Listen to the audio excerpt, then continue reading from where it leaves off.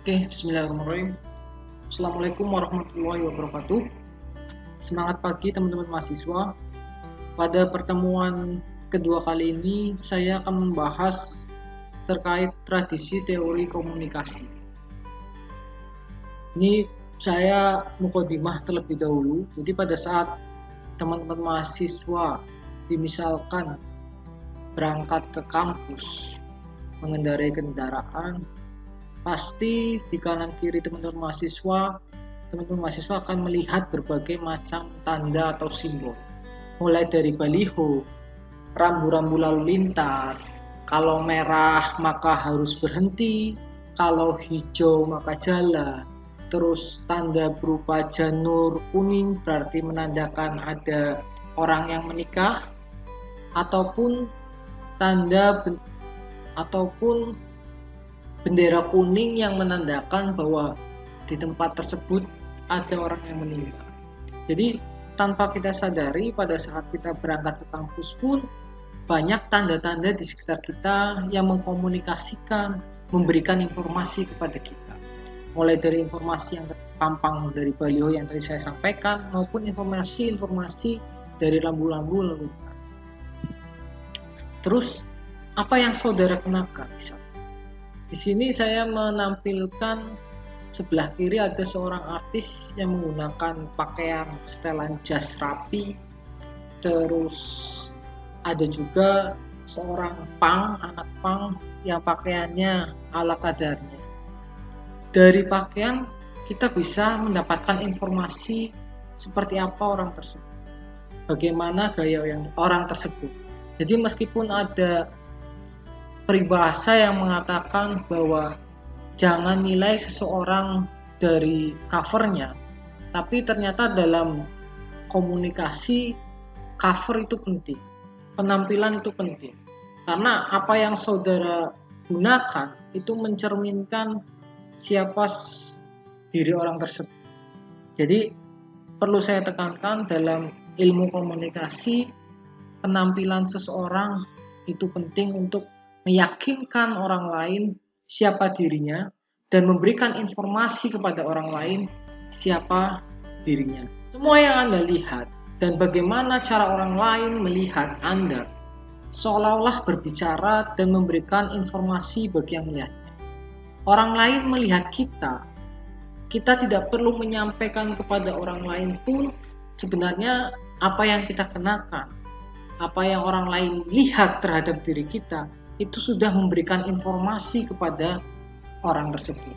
Begitu juga sebaliknya, apa yang kita lihat dari orang lain itu sebenarnya sudah memberikan informasi kepada diri kita. Siapa orang tersebut, terus bagaimana perilakunya, itu sebenarnya memberikan informasi kepada diri kita, memberikan sebuah komunikasi kepada diri kita. Semuanya adalah komunikasi. Dan Anda semua teman-teman mahasiswa hidup di tengah dunia komunikasi. Jadi kita hidup di dunia yang semuanya sebenarnya melakukan komunikasi kepada diri kita. Baik benda mati, benda hidup, tanda, bahasa itu sebenarnya melakukan komunikasi kepada diri kita. Cuma terkadang kita nggak sadar terkait hal tersebut. Anda melihat banyak hal. Teman-teman mahasiswa melihat banyak hal, benda hidup, benda mati, manusia, hewan, semua memiliki bentuk, warna, bau, dan juga tekstur. Ada pula benda yang menunjukkan teks, tulisan, lambang yang dinamakan dengan simbol. Simbol di sini dapat berupa benda ataupun kata-kata dan tindakan, tetapi orang lain memiliki cara pandang yang berbeda terhadap simbol tersebut. Jadi saya tekankan bahwa simbol ini dapat berupa benda ataupun kata-kata dan juga tindakan. Tetapi dari simbol tersebut, setiap orang memiliki cara pandang yang berbeda terhadap simbol tersebut. Misalkan ada yang melihat bahwa balok yang ada di depannya itu jumlahnya 4. Orang lain memandang dari sudut perspektif yang berbeda bahwa balok tersebut itu 3. atau mungkin gelas separuh penuh atau separuh kosong. Nah, ini kan cara pandang yang berbeda meskipun bendanya sama. Angka 6, jika dilihat dari orang yang melihat perspektif 6, maka dia akan mengatakan 6. Akan tetapi dari orang yang berkebalikan perspektifnya, maka orang tersebut akan mengatakan bahwa itu 9. Jadi di sini cara pandang atau perspektif dari sesuatu, benda, simbol, ataupun tindakan ini sangat penting dalam komunikasi. Robert Craig membagi tradisi atau perspektif atau paradigma komunikasi menjadi 7. Yang pertama adalah semiotika, yang kedua adalah fenomenologi, yang ketiga sibernetika, yang keempat sosiopsikologi, yang kelima sosiokultural, yang keenam kritikal, yang ketujuh retorika. Pada pertemuan kedua ini saya akan membahas 3 tradisi dari Robert Craig. Yang pertama adalah semiotika dulu, yang kedua fenomenologi, dan yang ketiga adalah sibernetika. Kita pertama akan membahas tentang semiotika. Apa itu semiotika? Semiotika adalah studi mengenai tanda atau sign dan simbol. Tanda di sini mewakili objek, ide, situasi, keadaan, atau perasaan yang ada di luar diri kita sendiri. Konsep dasar yang menyatukan tradisi semiotik ini adalah tanda, yang artinya suatu stimulus yang mengacu pada sesuatu yang bukan dirinya sendiri. Jadi, tanda itu ada di luar diri kita sendiri.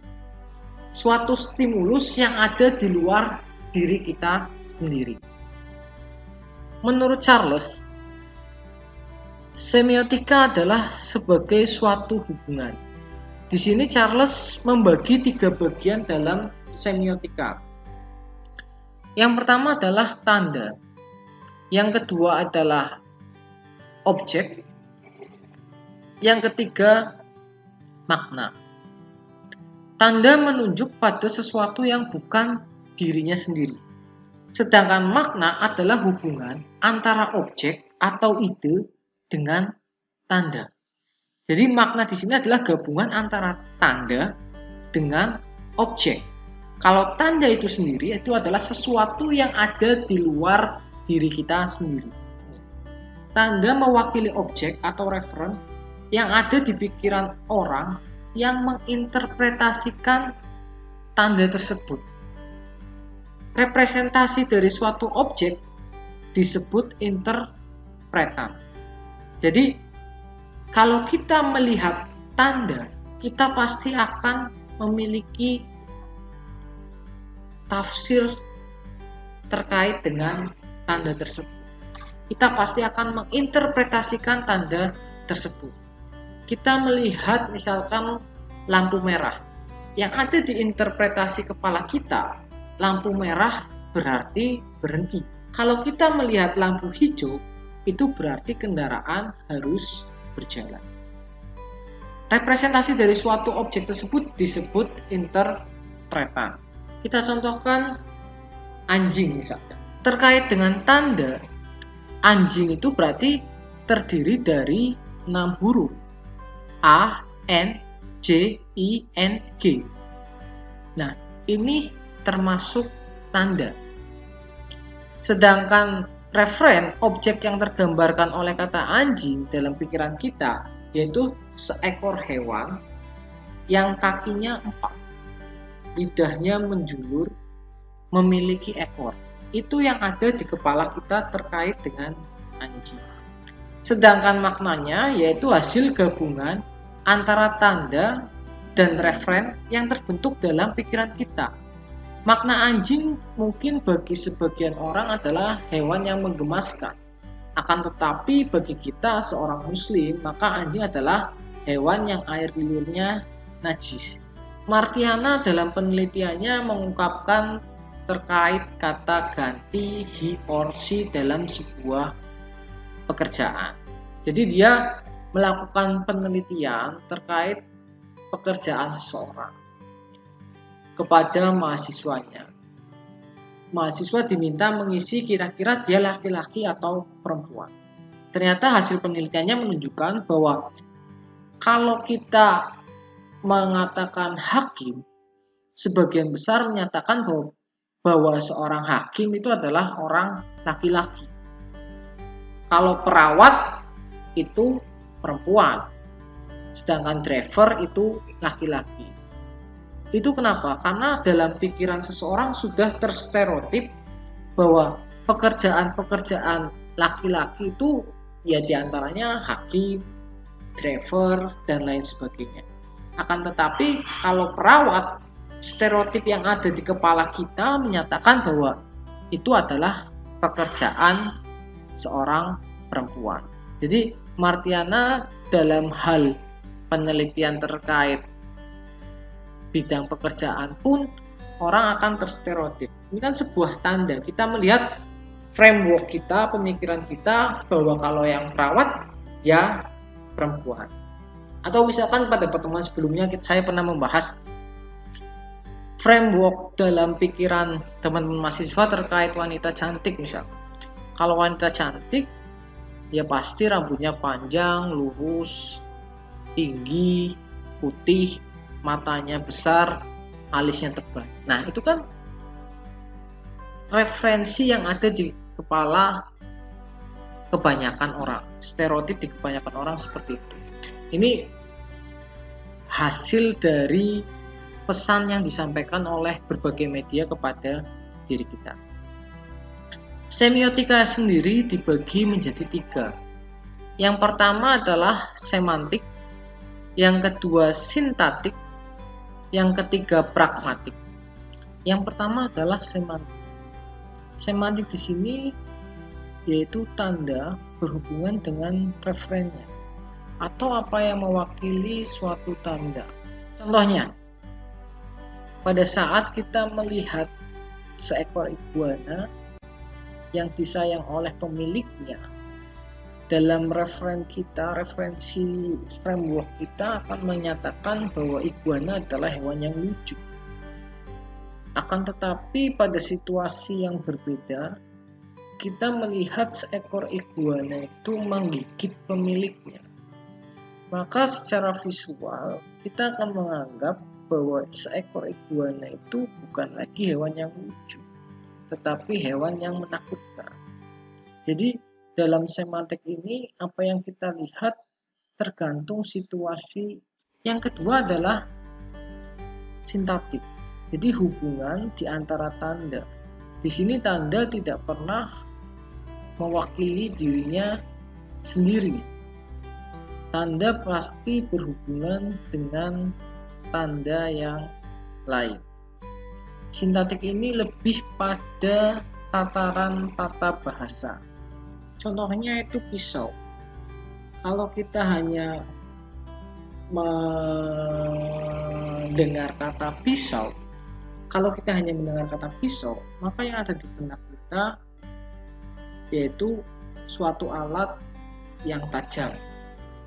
Akan tetapi pisau akan memiliki makna yang berbeda tergantung tanda atau kalimat yang ada di belakangnya.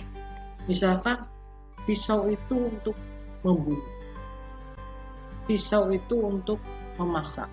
Maka makna pisau yang pertama itu untuk kejahatan, untuk hal-hal yang negatif, sedangkan makna pisau yang kedua di sini adalah untuk kegiatan yang positif.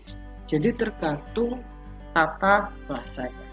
Yang ketiga adalah pragmatik, yaitu studi yang mempelajari penggunaan tanda serta efek yang dihasilkan oleh tanda. Dari perspektif semiotika, kita harus memiliki pengertian yang sama, tidak hanya terkait dengan kata dan tata bahasa yang digunakan, tetapi juga masyarakat dan kebudayaan yang melatar belakangnya agar komunikasi dapat berlangsung dengan baik. Jadi ini penting dalam aspek pragmatik, kita harus melihat latar belakang budaya seseorang.